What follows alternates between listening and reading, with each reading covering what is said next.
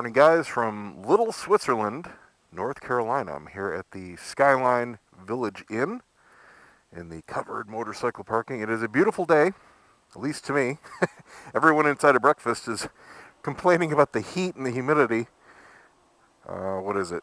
66 degrees. It is so nice out, let me tell you what. At least if you're from Florida. Had a great sleep.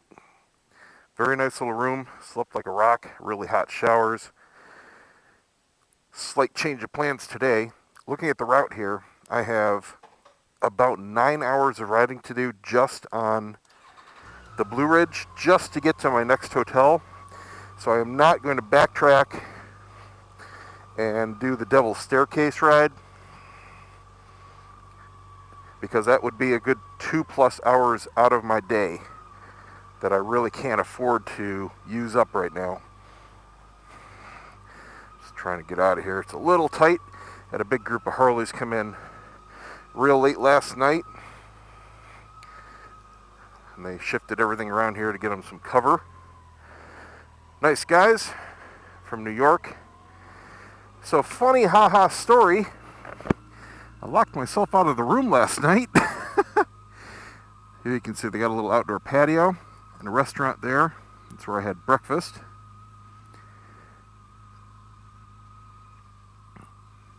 Blind corner. Be a little careful coming out. That balcony way up top is where I enjoyed cigars and beers last night.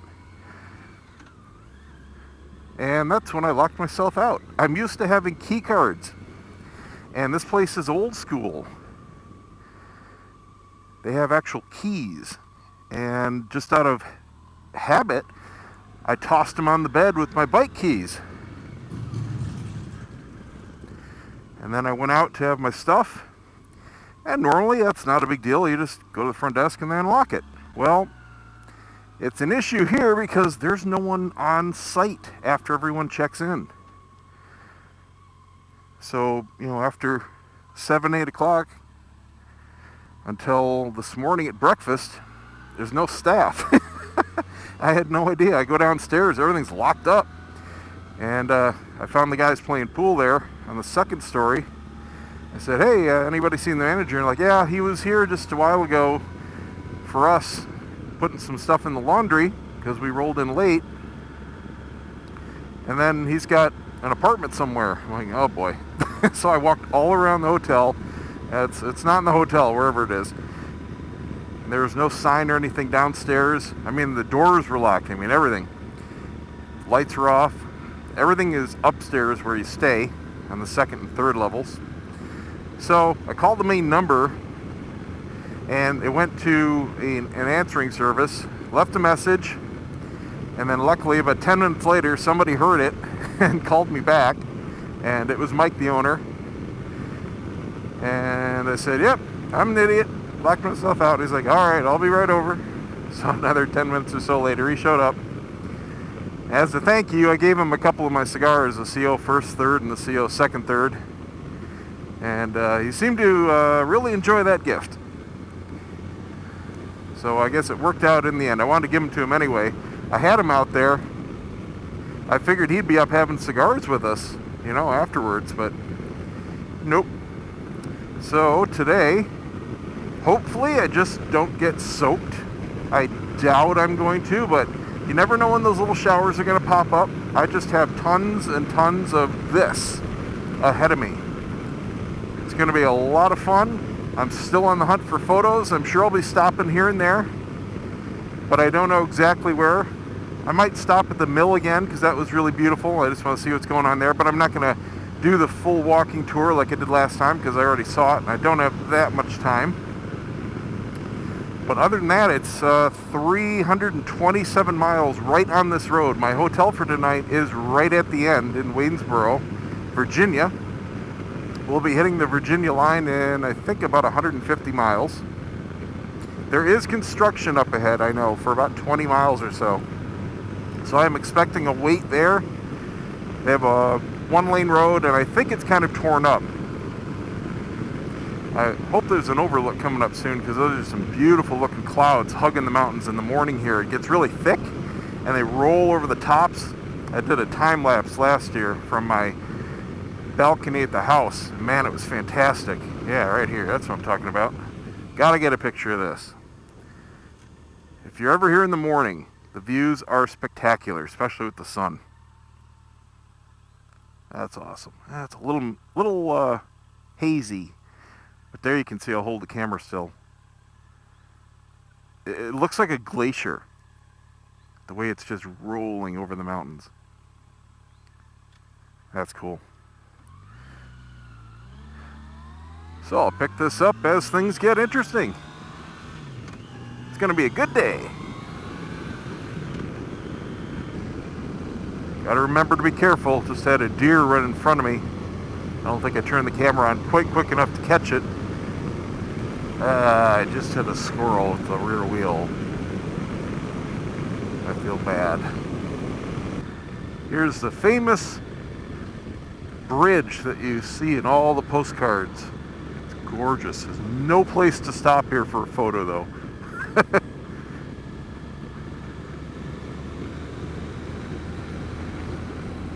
A lot of hikers taking pictures, but no cars. Wish I had an overlook like right here. There's one here. They must have walked back. Yep. I've seen all the shots from a higher vantage point. There must be some way to get up there, or maybe the road continues up around the bend higher. Yeah, it could have been drones, I guess. Got a real popular spot here for the view.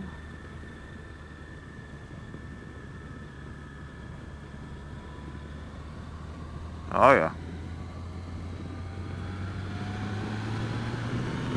If you come through here at speed, just be aware these bridges are very bumpy, especially the on and off bits. So take it easy.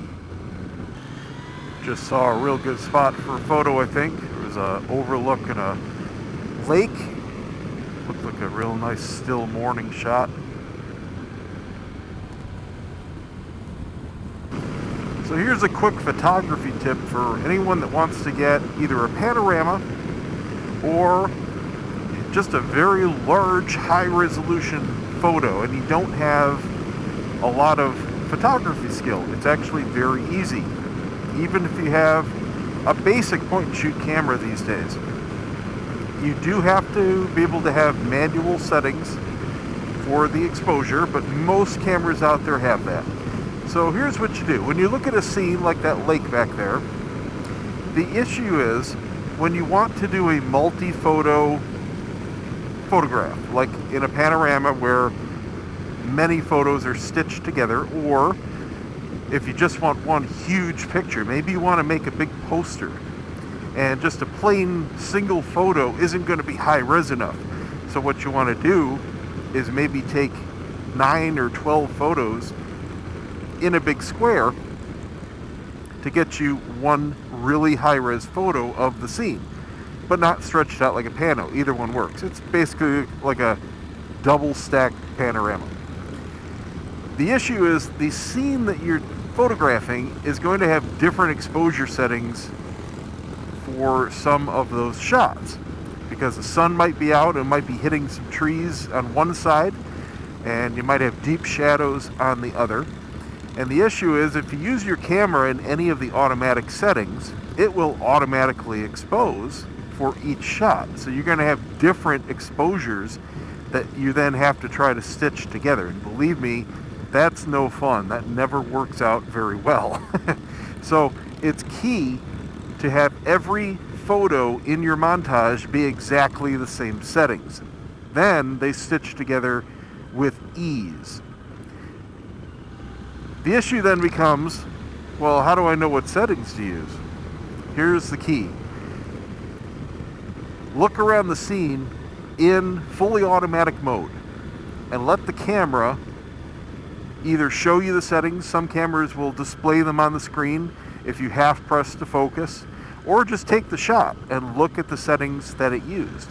Find the brightest settings, the shot that is exposing for the brightest part of the scene, whatever's lit most by the sun, and then set your camera manually to those settings. and take all the photos at those settings. Don't worry about the shadows. They're a lot easier to bring up after stitching if you need to. But if you use the settings for a darker part of the scene and then take a picture of the brighter parts of the scene, it's going to be blown out and you can't do anything to recover that.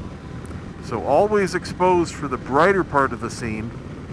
Take all your shots with those settings. Everything will stitch together absolutely beautifully, and then you can make adjustments if you need to the whole thing after that.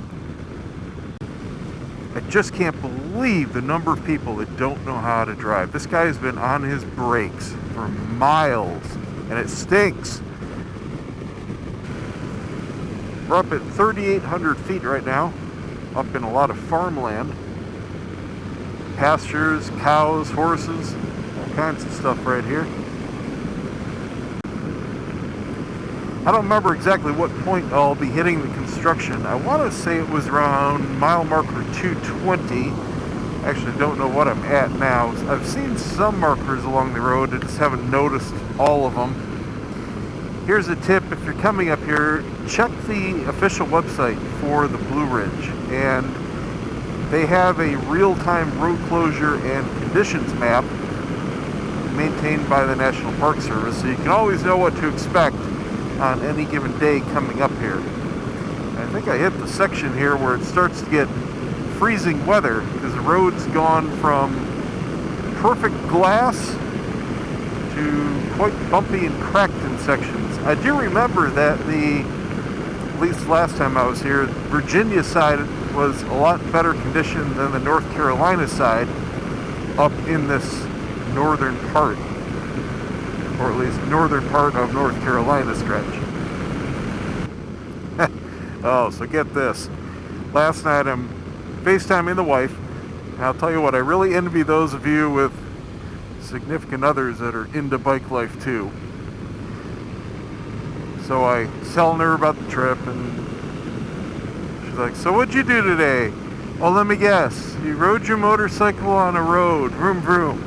I said, "Yeah, really good roads." She said, "Well, you know, they got roads around here in Florida too, you know." I said, "Yeah, these are all really good curves."